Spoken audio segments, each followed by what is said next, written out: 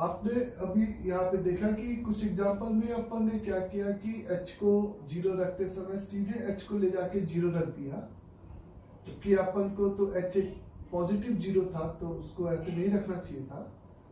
लेकिन मेरा आपसे कहना है कि limit extending to a of f of x, किसी फंक्शन जिसकी हम लिमिट निकाल रहे हैं वो रिड्यूस होते होते एक नए फंक्शन में आ गया। Limit extending to a of f of x is said to be equal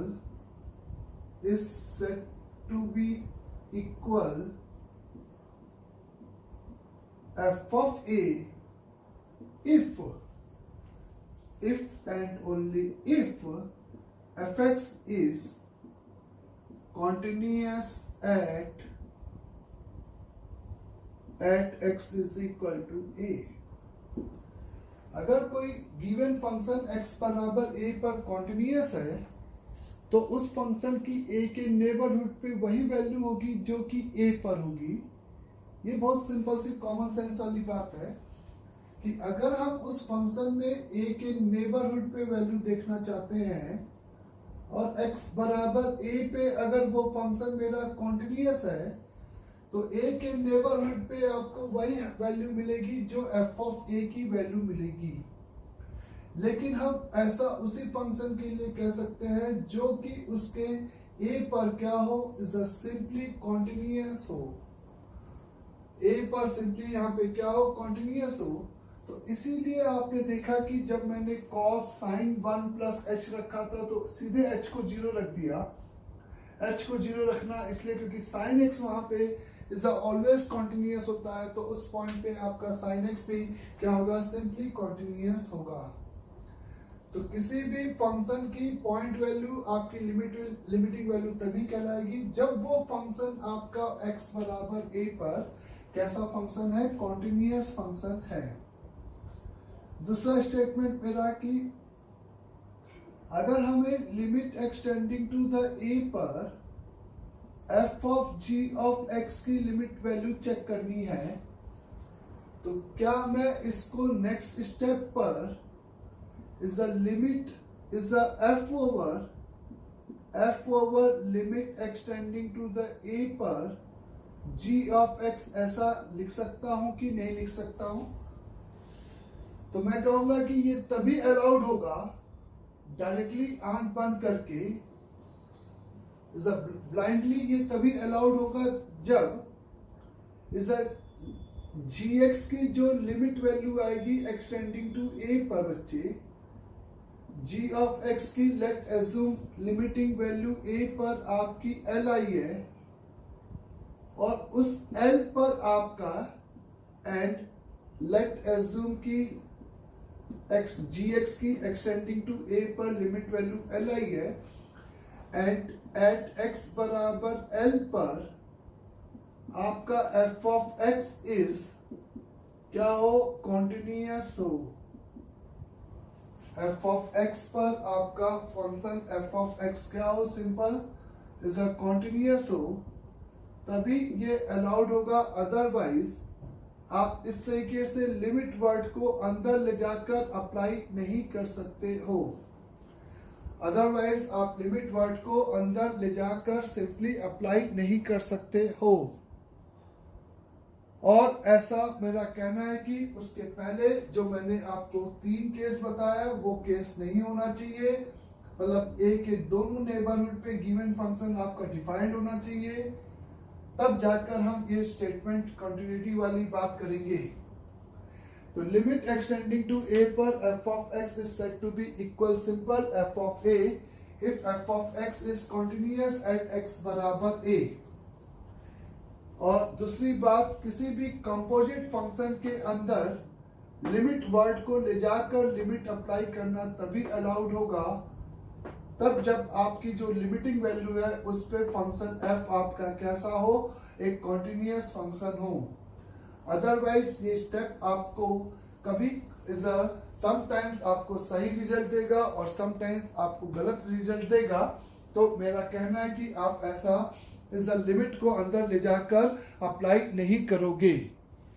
कहने का मतलब ऐसे समझे आप, सबसे पहले फिर से F of x is equate with, आपको मैंने लिखा is a x square plus x plus के when x will be greater than or equal to 1, when x will be lesser than 1, तो 2x माइनस का इज अ प्लस का 3। इस तरीके से ये आपको एक फंक्शन दे दिया और मैंने कहा कि find value of k for f of x is for the limit over extending to 1 f of x is क्या करे, एग्जिस्ट करे। Value of k for the limit extending to 1 आपका एग्जिस्ट करे, तो इसका मतलब कि 1 के दोनों नेबरहुड पर जो लिमिटिंग वैल्यू आ रही है वो आपस में इक्वल होनी चाहिए, तब हम कहते हैं कि लिमिट एक्सटेंडिंग टू 1 आपका क्या करेगा, एग्जिस्ट करेगा। जैसा कि आप देख सकते हो कि गिवन फंक्शन आपका 1 के नेबरहुड पर इज अ पीसवाइज फंक्शन है, तो राइट हैंड लिमिट इस फंक्शन से मिलेगी और लेफ्ट हैंड लिमिट आपको इस फंक्शन से मिलेगी। आप राइट हैंड लिमिट के लिए सिंपल यहीं पे यही काम करोगे बच्चे, limit h tending to the 0 f of 1 plus h, f of 1 plus h, यहां पर सिंपल आप मेरे से कहोगे limit over h tending to the 0 is a 1 plus h का whole square plus 1 plus h plus का k। चूंकि ये एक एक्सप्रेशन h में पॉलिनोमियल है, ऐसे फील करो। अब हम वेरिएबल h में बात करें तो ये h में एक पॉलिनोमियल है और एक पॉलिनोमियल फंक्शन हमेशा कॉन्टिन्यूअस होता है, तो ऑब्वियस है 0 पे भी वो कॉन्टिन्यूअस होगा। तो h टेंडिंग टू द 0 यानी कि इस लिमिटिंग 0 पर इस पॉलिनोमियल की लिमिट वैल्यू वही आएगी जो h बराबर 0 के लिए पॉइंट वैल्यू आएगी। इसलिए मैं इस एक्सप्रेशन में h को सीधे 0 रख सकता हूं और h को सीधे 0 रखूंगा तो ये लिमिट वैल्यू मेरी सिंपली 2 प्लस k आ जाएगी। यहाँ पे जब आप लेफ्ट हैंड लिमिट की बात करोगे तो अब मैं सीधे लिख रहा हूं limit over h tending to the 0 a minus h, यानी कि a जहां पे हम लिमिट वैल्यू निकाल रहे हैं तो f ओवर 1 माइनस का h कुछ इस तरीके से लिखेंगे यहाँ पे। तो f ओवर 1 माइनस h की अगर हम बात करेंगे तो 1 माइनस h इस डिफिनेशन में पुट किया तो 2 इंटू 1 माइनस h प्लस 3, तो limit over h tending to the 0, तो आप मेरे से कहोगे कि h को 0 छापने के पे इसकी जो पॉइंट वैल्यू है वही इसकी लिमिटिंग वैल्यू है, क्योंकि h के टर्म में ये एक पॉलिनोमियल है। ऐसा फील करते हुए आपने h को सीधे यहाँ पे 0 रखना अलाउड किया। तो यहाँ पर ये लिमिट एग्जिस्ट करने के लिए ये दोनों नंबर को इक्वल होना पड़ेगा, तो इसका मतलब k is equal to simple आपका आंसर कितना हो जाएगा, माइनस का 3 हो जाएगा। आपको लिखा गया f of x इज या सीधे मैंने पूछा limit over x tending to the 1 is a bracket part of x plus bracket part of minus का x। इस फंक्शन का हमें यहाँ पे लिमिट वैल्यू चाहिए। तो अगर तुम यहाँ पे 1 पे पॉइंट वैल्यू देखोगे तो 1 पे पॉइंट वैल्यू बच्चों इस टाइप के फंक्शन की तुम्हें याद होगा, अगर ग्राफिकली फील करोगे तो बहुत आसानी से यहाँ पे 0 पे पॉइंट वैल्यू 0, 1 पे पॉइंट वैल्यू 0 और 0 के इस नॉन इंटीजर के लिए इसका वैल्यू माइनस का 1 होता था। याद आया डिफिनेशन में के हिसाब से? तो इसका मतलब 1 के नेबरहुड पे अगर अपन लिमिट वैल्यू चेक करेंगे तो वो टेंडिंग वैल्यू आपके यहाँ पे कितने के बराबर है, -1 के बराबर है। तो इसका सिंपली आंसर आपका कितना हो जाएगा, -1।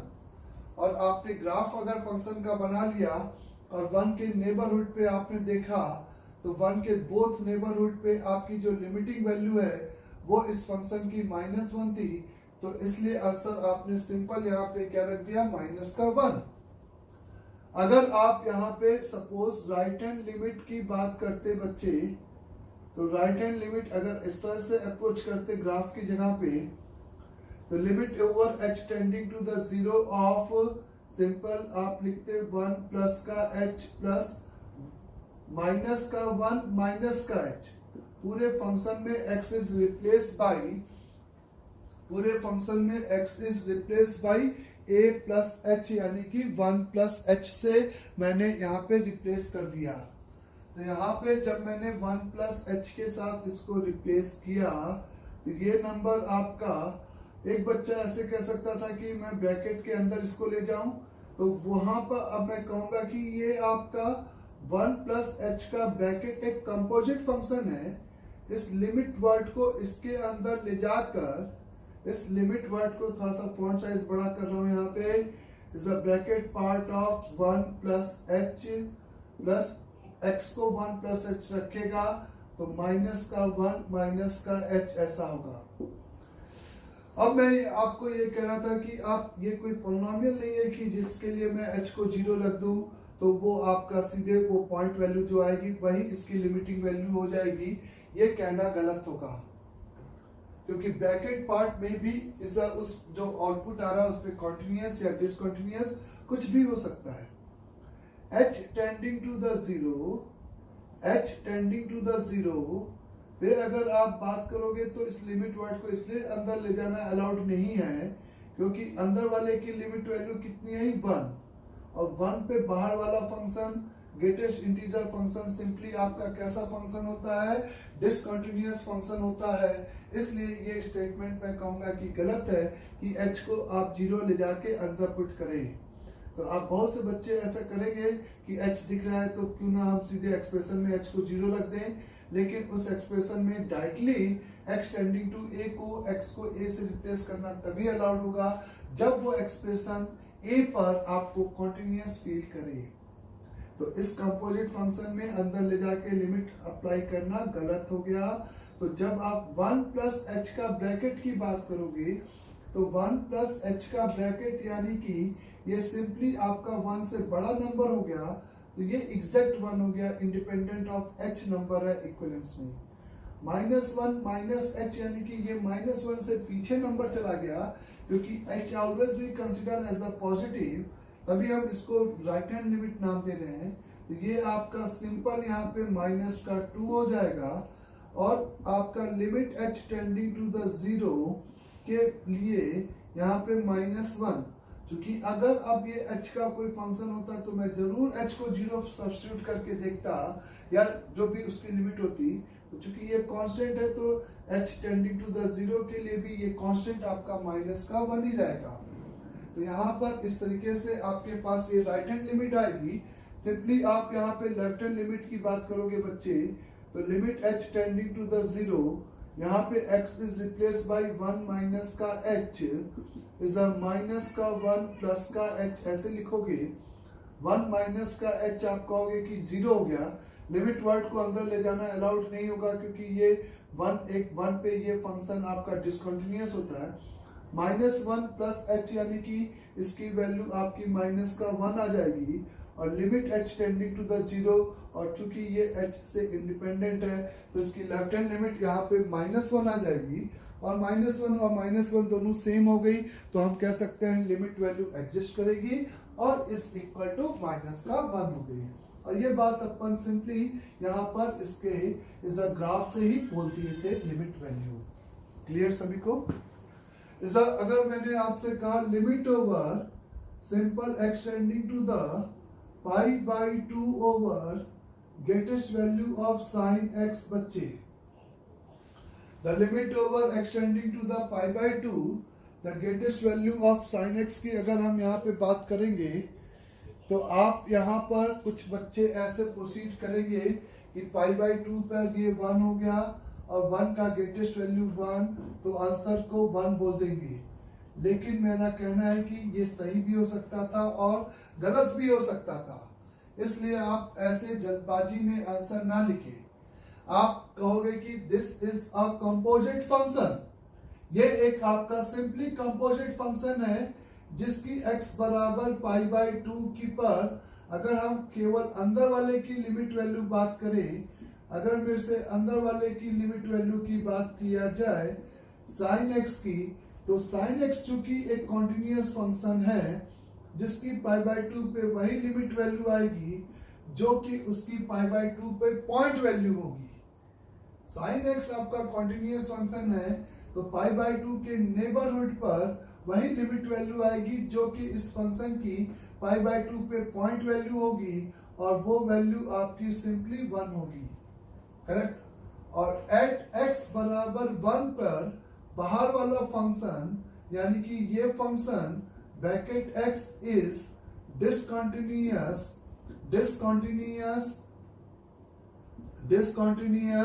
at x is equal to 1, hence हम इस लिमिट वर्ड को अंदर ले जाकर यहाँ पे अप्लाई नहीं करेंगे। Hence हम इस लिमिट वर्ड को अंदर ले जाकर अप्लाई नहीं करेंगे। तो अब नाउ हम कैसे प्रोसीड करेंगे ये सवाल उठेगा। तो इसको प्रोसीड करने के लिए आप मेरे से कहोगे कि लिमिट यहाँ पर इज आप सिंपली राइट हैंड लिमिट और लेफ्ट हैंड लिमिट, पहला आइदर या तो ग्राफ से प्रोसीड कर सकते हो। आपको bracket part of sine x का ग्राफ के लिए आपने साइन एक्स का ग्राफ बनाया, साइन एक्स का ये ग्राफ बनाया, ये आपका पाई बाई 2 है जिसपे ये वैल्यू 1 है। जब आपका आउटपुट 0 से 1 है तो आपका ग्रेटेस्ट वैल्यू का वैल्यू यहाँ पे 0 होगा, यहाँ पे 0 होगा, और ये पॉइंट वैल्यू इसका 1 हो जाएगा। ये आपका bracket part of sine x का ग्राफ होगा कुछ इस तरीके से। तो at the neighbourhood of pi by 2, अगर आप मेरे को इस फंक्शन का ये प्योर इस पूरे एफएक्स का ग्राफ आ गया, is the neighbourhood of x is equal to pi by 2, इस फंक्शन की लिमिटिंग वैल्यू यानी कि एरो की हाइट अगर तुम देखोगे तो वो बोथ साइड से 0 आ रहा है, इसलिए ये आंसर सिंपली आपका 0 के बराबर होगा। ये आंसर सिंपली आपका 0 के बराबर होगा। अदरवाइज आप ऐसे प्रोसीड करते कि आप इस वर्ड को अंदर नहीं ले जा सकते थे। आप यहाँ पे right hand limit is the defined करते, तो the limit over h tending to the 0, the limit over h tending to the 0, आप x को रिप्लेस करते पाई बाई 2 प्लस h के साथ पूरे फंक्शन में, जहां पर a प्लस h के साथ इस तरीके से रिप्लेस करते, तो ये आपको cos का h आ जाता। और चूंकि आप ऐसे बोलते cos h, तो आप cos x का ग्राफ बनाते हो, आपको cos x का ग्राफ कुछ ऐसे दिखाई देगा सिंपली। h यानी कि 0 के right hand point, positive number होता है h, तो इधर प्लॉट किया आपने। h पर ये जो वैल्यू है वो आपकी 1 से छोटी है, तो 1 से छोटी का ग्रेटेस्ट वैल्यू आपका सिंपल एग्जैक्ट 0 ऐसे लिखते हैं। फिर आप यहीं पे लेफ्ट हैंड लिमिट की बात किए होते, तो limit over h tending to the 0, आप यहाँ पे लिखे होते greatest integral value of sine over pi by 2 minus का h।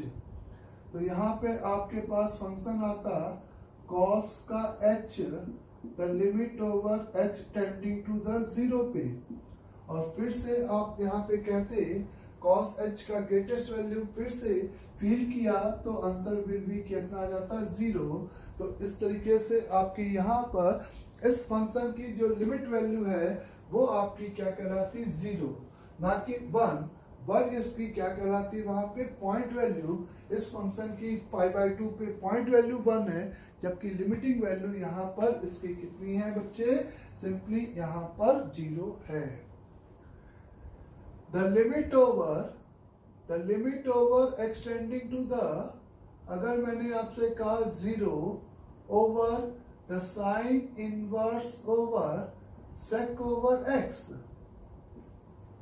तो आप कह सकते हो कि ये जो फंक्शन आपको दिखाई दे रहा है, साइन इनवर्स हमेशा कॉन्टिन्यूस होता है, सेक इनवर्स भी अपने डोमेन में कॉन्टिन्यूस होता है, तो उनका ये कंपोजिट फंक्शन भी आपका विद इन डोमेन आपका क्या रहेगा, कॉन्टिन्यूस रहेगा। सही बात है बच्चे। तो आप यहाँ पे विद इन डोमेन आप ये सोचते हुए कि कॉन्टिन्यूस होगा, तो जब आप इसकी लिमिट वैल्यू एट x बराबर 0 पे निकालने के लिए सीधे सीधे x को यहाँ पे 0 से रिप्लेस करोगे, तो sec ऑफ 0 1, और 1 पे साइन इनवर्स की value is simply equal to the pi by 2 आप लिखोगे। तो sine inverse of sec x की वैल्यू आपने कहा कि एक्सटेंडिंग टू द जीरो पर इज इक्वल टू द किसके बराबर हो जाएगी, सिंपली पाई बाय 2 के बराबर हो जाएगी। लेकिन ये भी आंसर आपका यहाँ पर गलत है, क्योंकि आप एक्सटेंडिंग टू द जीरो पे ये 1 आया, और 1 पे चूंकि साइन इनवर्स एंड पॉइंट है डोमेन का, तो ये अगर दोनों तरफ से, जीरो के दोनों तरफ से ये वैल्यू 1 से छोटी होगी, तभी ये आपका फंक्शन नेबरहुड पे डिफाइंड माना जाएगा। जीरो पर ये डिफाइंड है और जीरो पर इसकी ये पॉइंट वैल्यू पाई बाय 2 है। जब आप सेक एक्स का ग्राफ बनाते हो, जीरो के नेबरहुड पे अगर आप सेक एक्स के ग्राफ को देखोगे तो आपको एकदम क्लियर पिक्चर में मिलेगा कि सेक थीटा वैसे भी 1 से हमेशा बड़ा होता है, 1 या 1 से बड़ा होता है। जैसा जीरो पे सेक थीटा की वैल्यू 1 और जीरो के नेबरहुड पे ये जो वैल्यू है वो बेसिकली 1 से बढ़िया है। तो यानी कि जब हम इस फंक्शन का जीरो के नेबरहुड पे ओवरऑल ग्राफ देखेंगे तो आप कहोगे कि राइट हैंड लिमिट वैल्यू, चूंकि ये 1 से बड़ा नंबर हो गया और 1 से बड़े पे ये डज नॉट एग्जिस्ट हो जाएगा। जब आप जीरो के जस्ट पीछे रखोगे तो ये भी आपका, या एक तरफ से डीएन हो गया तो ओवरऑल आंसर डीएन ही होना है। लेफ्ट हैंड लिमिट चेक करते तो भी ये आपका 1 से बड़ा है, तो उस पे साइन इनवर्स आपका डिफाइंड नहीं होता।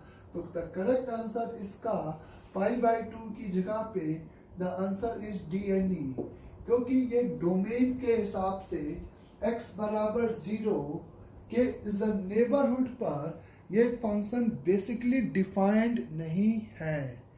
ये फंक्शन बेसिकली x बराबर 0 के नेबरहुड पे डिफाइंड नहीं है, ये बात आप समझिए।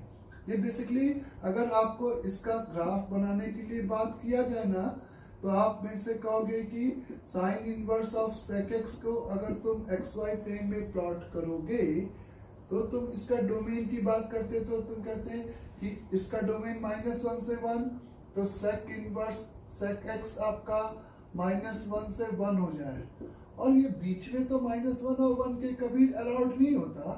सेक एक्स केवल यहाँ पे इक्वलिटी +-1 हो जाता और उससे आपका आंसर n पाई आ जाता।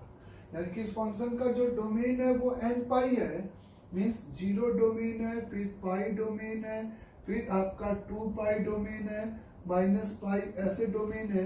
0 पे वैल्यू आपके पास 1 और 0 पर इसकी जो पॉइंट वैल्यू आएगी वो पॉइंट वैल्यू आपको कितनी मिलेगी, पाई बाय 2।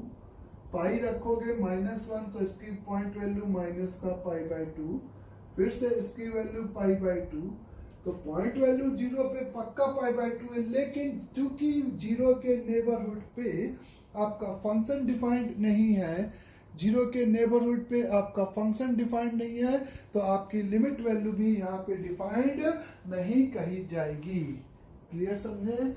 ये बात भी क्लियर सभी को, क्योंकि यहाँ पर ये डोमेन के चक्कर में आप गलती कर देते हो कि पॉइंट वैल्यू को ही आप यहाँ पे लिमिट वैल्यू कह सकते थे। वहीं पे अगर ये सिंपली यहाँ पे लिमिट ओवर एक्सटेंडिंग टू 1, अगर सपोज आपके पास ये होता is a sine inverse over is a 1/2 का 1/2 का sec ऑफ x होता, x tending to the 0 sec of x होता, तो 0 के नेबरहुड पे ये 1 से बड़ा होता बोथ साइड, तो ये नंबर 1/2 से बड़ा होता। और 1/2 के लिए साइन इनवर्स आपका कैसा फंक्शन, कॉन्टिन्यूअस फंक्शन, और वो दोनों नेबरहुड पे आप कह सकते थे कि 0 के नेबरहुड पे इसकी लिमिट वैल्यू 1 का प्लस होती, तो इस फंक्शन की लिमिट वैल्यू 1/2 का प्लस होती। ये जो प्लस साइन लगा रहा हूं मैं x बराबर 0 प्लस के लिए भी बोल रहा हूं और 0 माइनस के लिए भी, तो मैं यहाँ पे जरूर बोल सकता था कि इसका आंसर सीधे π/6, यानी कि जो 0 पे पॉइंट वैल्यू आती वह इसकी लिमिट वैल्यू आ जाती। इस तरीके से मैं जरूर बोल सकता हूँ। क्लियर। नाउ फिर अगर आपसे कहा जाए limit over x tending to the 3 of bracket part of x divided by 2, simple सोचो आप। तो आप x को जब 3 के नेबरहुड पे ले जाओगे तो ये इनपुट आपका 3/2 के नेबरहुड का रहेगा, और 3/2 के नेबरहुड के लिए ब्रैकेट आपका कॉन्टिन्यूअस फंक्शन है। ये बात फील हो रही है सभी को? 3/2 यानी कि 1.5 पे अगर आप GIF का ग्राफ देखते हो या सोचते हो कि वो कॉन्टिन्यूअस है डिसकॉन्टिन्यूअस, तो आपको वहां पर ये 1 है, ये 2 है, 1.5 पे ये ग्राफ जो कि कॉन्टिन्यूअस है, तो इसका मतलब ये बाहर वाला फंक्शन कॉन्टिन्यूअस है, इसलिए इसका वैल्यू जो पॉइंट वैल्यू है वही सिंपली इसकी क्या हो जाएगी, यहाँ पे लिमिट वैल्यू हो जाएगी। जो पॉइंट वैल्यू है वही सिंपल इसकी यहाँ पे क्या कहलाएगी, लिमिट वैल्यू इस तरीके से कहलाएगी। क्लियर। अगर मैंने आपसे कहा कि limit over x tending to the pi/2 over the x tending to the infinity of greatest value of sine inverse over the 2x divided by 1 plus का x square, ऐसे लिखा हुआ है।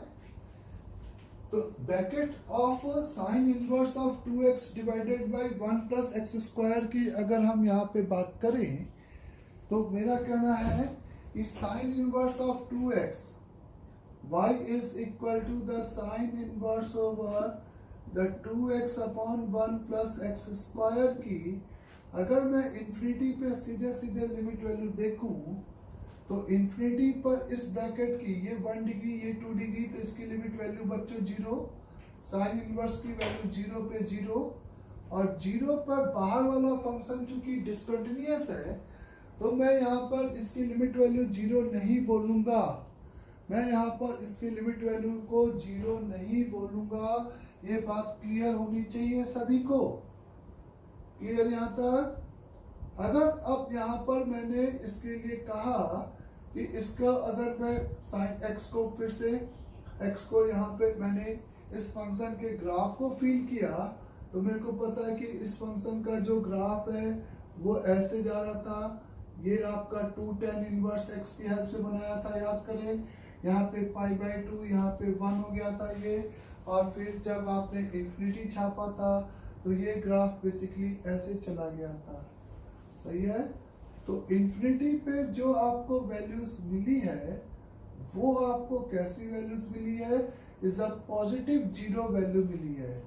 और इंफिनिटी का कोई राइट और लेफ्ट लिमिट वैल्यू निकालने की जरूरत नहीं है, इंफिनिटी और माइनस इंफिनिटी, क्योंकि उसके दोनों नेबरहुड पे वो बिहेव करेगा इंफिनिटी के जैसे। तो सिंपली यहाँ पे इंफिनिटी पे ये आपका पॉजिटिव 0 होगा। क्योंकि ये इंफिनिटी पे आपका पॉजिटिव 0 होगा तो इसका आंसर सिंपली यहाँ पे 0 आ जाएगा। सिंपली यहाँ पे इसका आंसर कितना आ जाएगा बच्चे, 0 आ जाएगा। फिर अगर मैं से इसी तरीके से कहा जाता इसी क्वेश्चन में अगर मैंने सिंपली यहाँ पे limit over x tending to minus infinity of greatest value of sine inverse of 2x divided by 1 plus x square की बात किया होता तो माइनस इंफिनिटी पे भी इसकी लिमिट वैल्यू 0, 0 पे ये 0, और ये इज अ ब्रैकेट पार्ट आपका डिसकंटिन्यूअस। आप इसके ग्राफ को देखते हैं तो ये ग्राफ आपका इस तरीके से XY प्लेन में प्लॉट होता, ये आपका -1 और ऐसा। अब आप यहाँ पे देख सकते थे कि जब आप x को माइनस इंफिनिटी में वेरी करा रहे हो तो ये बेसिकली टेंडिंग टू द कहाँ से लेकर कहाँ तक है बच्चे, ये सिंपली आपका 0 का माइनस है, और 0 के माइनस का माइनस इंफिनिटी का कोई राइट और लेफ्ट नहीं कहोगे, कोई जरूरत नहीं है। माइनस इंफिनिटी पर इसकी लिमिट वैल्यू 0 का माइनस है, और 0 का माइनस अगर है तो इसकी ग्रेटेस्ट वैल्यू यहाँ पे सिंपली आपको कितने के बराबर मिल जाएगी, -1 के बराबर। इस तरीके से आप डिफाइन कर सकते हो। क्लियर ये बात भी। तो इंफिनिटी के लिए आपने यहाँ पर इस फंक्शन के लिमिट वैल्यू निकाला जो कि 0 आई थी, और 0 पे चूंकि ये डिसकंटिन्यूअस था, इसलिए मेरे को ग्राफ्स की हेल्प लेनी पड़ी अभी, है ना बच्चे। आगे अगर आप मेरे से कहते हो कि लिमिट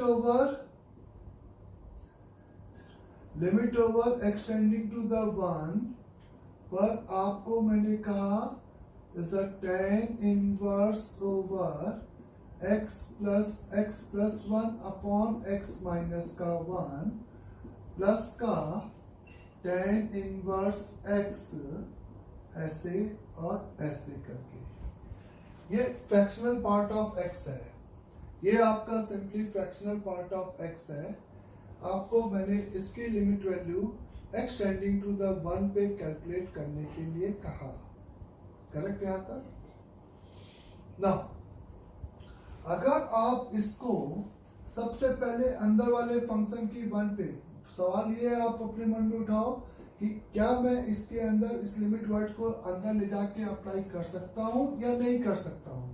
ये सिंपली एक कंपोजिट फंक्शन है, तो चूंकि इस फंक्शन की लिमिट एक्सटेंडिंग टू द 1 पे tan inverse over x plus 1 upon x minus का 1 प्लस tan इनवर्स x, ऐसे में अगर केवल इस अंदर वाले फंक्शन की 1 पे लिमिट वैल्यू आपसे पूछूं तो आप मेरे को बोलोगे आंसर, देखना कि 2 अपॉन 0 इंफिनिटी, और इंफिनिटी पर इसकी वैल्यू π/2 प्लस इसकी वैल्यू 1 पे टेंडिंग, क्योंकि ये तो 1 के लिए सिंपल π/4 की तरफ टेंड कर जाएगा। 1 पे पॉइंट वैल्यू, क्योंकि ये कंटिन्यूअस, 1 पे लिमिट वैल्यू इसकी इंफिनिटी हुई, π/2 आया, तो ये सिंपली आपका 3π/4 हो गया। और 3π/4 यानी कि अगर उसका फ्रैक्शनल लेना है तो इसका मतलब ये जो लिमिट वैल्यू आई उस पे फ्रैक्शनल की वैल्यू आपका कॉन्टिन्यूअस होगा, क्योंकि फ्रैक्शनल पार्ट आपका डिसकंटिन्यूअस केवल कहाँ पे होता है, इंटीग्रल वैल्यू ऑफ x पे आपका डिसकंटिन्यूअस होता है, इंटीग्रल वैल्यू ऑफ x पे। तो 3π/4 यानी कि 3 मल्टीप्लाइड बाई 3.14 डिवाइडेड बाई 4, तो यानी कि this is 9 point is 4 3 4 12 1 4 2 divided by 4, यानी कि ये आपका 2 पॉइंट समथिंग आ गया। तो आपने इसका आंसर लिख दिया, कहा कि ये आपका जो लिमिट वैल्यू आई वो इतनी आई, और उस पे फ्रैक्शनल वैल्यू आपका कॉन्टिन्यूअस, इसलिए लिमिट वर्ड को अंदर ले जाके 3π/4, और 3π/4 का इज अ फ्रैक्शनल वैल्यू, इसका ग्रेटेस्ट वैल्यू चूंकि 2 आएगा क्योंकि ये 2 पॉइंट समथिंग है, तो ये नंबर आपका 3π/4 माइनस का 2